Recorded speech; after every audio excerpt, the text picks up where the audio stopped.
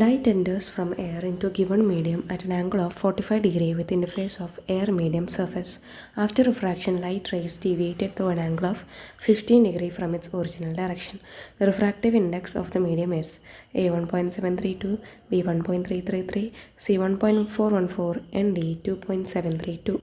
So we are given an interface and light is incident 45 degree with the surface.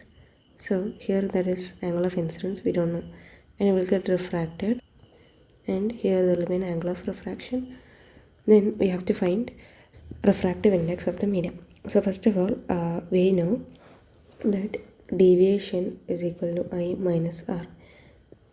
Since here it would be 90 degree and this is 45, it would be 90 minus 45, so I will be equal to 45 degree. So D will be equal to, D is given as 15 degree, so 15 degree is equal to 45 degree minus R. So R would be 45 minus 15, that is R is equal to 30 degree. Now we know Snell's law, sin I by sin R is equal to mu 2 by mu 1. So sin I is sin 45, that is 1 by root 2, by sin R is 30, sin 30, so 1 by 2 is equal to mu 2 by 1, since mu 1 is that of air. So we have 2 by root 2 is equal to mu 2.